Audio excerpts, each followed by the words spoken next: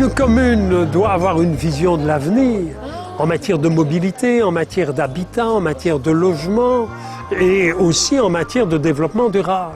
Agenda Iris 21, c'est un appel à projet lancé par le gouvernement de la région Bruxelles-Capitale à l'intention des 19 communes et CPAS bruxellois afin de leur permettre de mettre en œuvre leur Agenda 21 local. Le développement durable, ça se travaille dans les quartiers, ça se travaille dans chaque rue, chez chaque citoyen.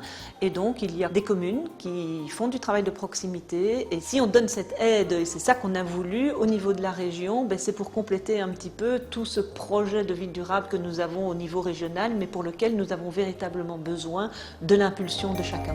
Actuellement, après 3 ans, nous avons 19 projets en cours, 14 communes et 5 CPS.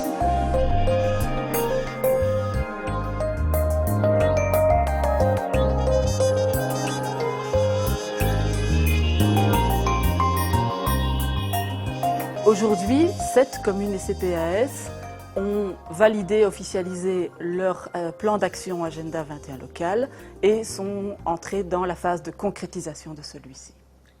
Un Agenda 21 local, c'est un plan d'action pour le développement durable.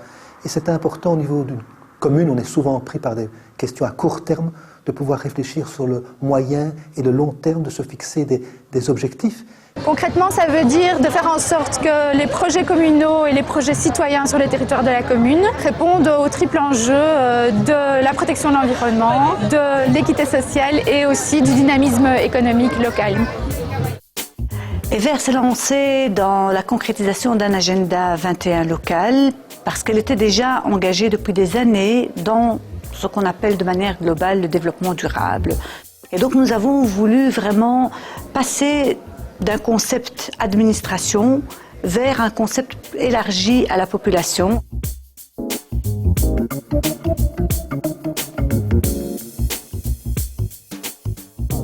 L'agenda 21, c'est vraiment un bouillon de culture fort intéressant. Donc, on a eu pas mal de réunions où on a échangé, on a pu écouter les préoccupations des autres. Et souvent, on sentait qu'elles étaient portées par les citoyens et je pense que ça, c'est fort important.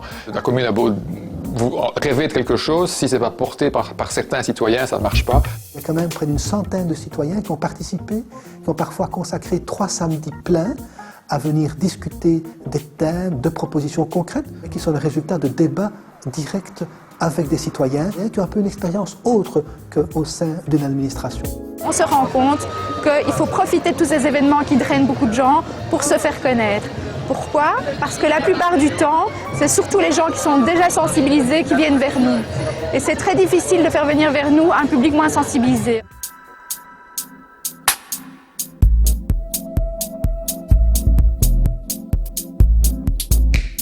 C'est un projet qui a démarré il y a 2 ans, dont l'objectif était de mettre en place un site de démonstration de tout ce qui pouvait être fait dans des jardins bruxellois, en intégrant les habitants du quartier dans la vie du jardin.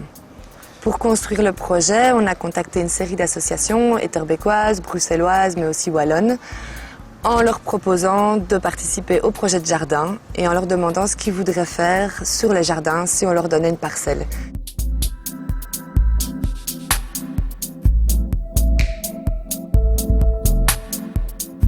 L'agenda 21, c'est donc une manière de faire du développement durable au niveau de la commune, donc avec les habitants, avec et pour les habitants, mais aussi au sein de l'administration communale. Je crois que nous avons un rôle d'exemple à donner.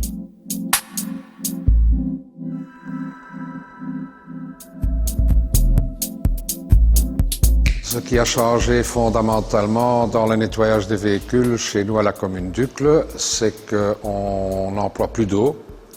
Et qu'on emploie des produits bio. Avant, on passait dans le car wash, c'est quand même une nuisance. On voulait travailler avec des entreprises sociaux et que le marché était réservé en fait pour ces entreprises-là. Et on est très content du résultat. Au niveau cahier de charge, on a d'abord dû réfléchir un peu comment l'établir, mais une fois la réflexion faite, c'était très simple.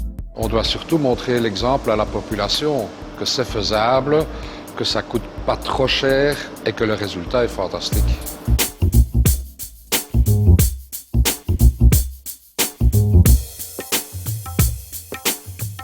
C'est des simples gestes qui sont de couper les ordinateurs, de diminuer les radiateurs, de couper les lumières. On a mis en place des petites actions, des petits comportements qui sont par exemple l'utilisation du recto verso. Et donc on est passé d'une consommation de 900 000 feuilles en 2004 à une consommation de 700 000 feuilles en 2007. On retrouve ces affichettes aussi au-dessus des toilettes en demandant attention, utiliser la chasse d'eau économique, éviter de laisser couler le robinet inutilement. Autre élément important d'un plan d'action et d'un agenda 21 par ailleurs, c'est l'implémentation de la transversalité au sein des institutions publiques. Nous avions mis sur pied un comité d'accompagnement. Ça permet aux différents services d'être associés à la mise en œuvre parce que le travail est transversal. C'est très clair que quand on donne des impulsions en achat de produits alimentaires, par exemple, et ça concerne un petit peu tous les services qui font des réceptions, qui ont besoin d'acheter des boissons.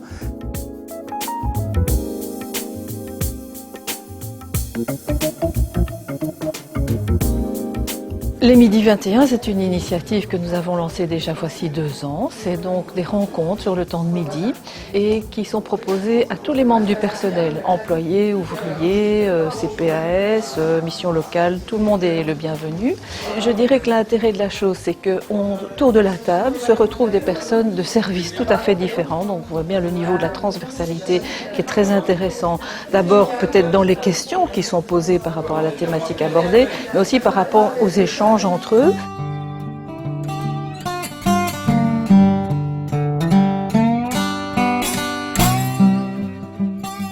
Le début de la législature, le collège dans son entièreté a pris soin en tout cas d'ouvrir les portes, de permettre que cette politique se déploie, se développe. L'agenda 21 local est nécessairement un projet collégial. Ce n'est pas un seul échevin ni un seul échevinat qui peut le porter. Ça doit être tout le collège, mais même au-delà du collège, ça doit être toute la commune. Les propositions qui ont été élaborées en concertation avec les groupes de citoyens, les comités 21 ont été discutées, revues au collège, et puis c'était débattu également au conseil communal.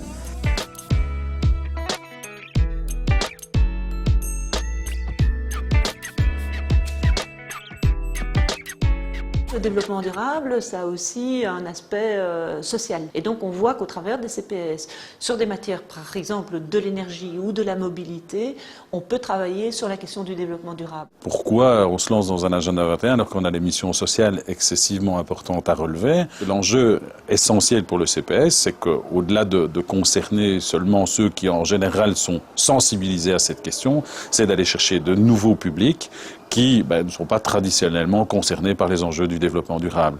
Le CPS, c'est pas seulement l'aide financière, l'accompagnement socio-psychologique, c'est aussi de l'insertion socio-professionnelle.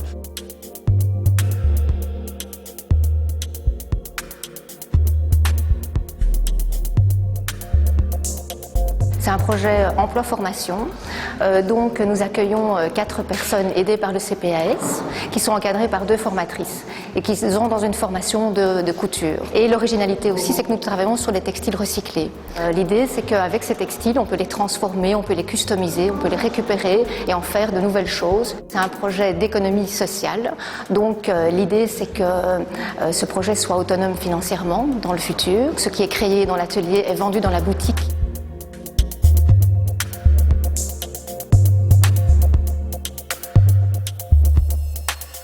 La volonté du gouvernement bruxellois est à terme d'arriver à ce que les 19 communes et les 19 CPS de la région Bruxelles-Capitale puissent entamer la mise en œuvre de leur agenda 21 local.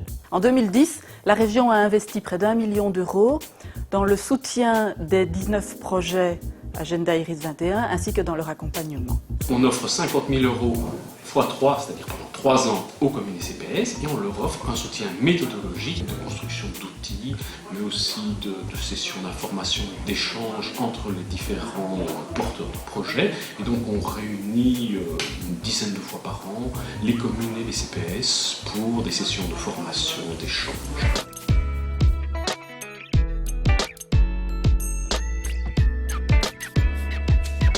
Tout le gouvernement est derrière l'agenda 21, d'abord parce que chacun est aussi impliqué dans sa commune et voit qu'il y a des actions véritablement dans le concret, qui ont des résultats qui sont menés grâce à cette aide-là. Donc elle n'est plus remise du tout en question, que du contraire, elle est véritablement encouragée. Ça veut dire qu'en fait, les projets qui sont arrivés au bout de leurs 3 ans, eh bien, vont avoir un an de transition et donc nous allons effectivement budgéter une année supplémentaire pour ces communes-là parce que c'est important qu'elles poursuivent leur travail et que par après elles volent de leurs propres ailes. On est le nez dans le guidon tout le temps à régler des problématiques très complexes, à relever des défis sociaux essentiels. Un agenda 21, c'est peut-être relever la tête, un peu regarder l'horizon et envisager demain.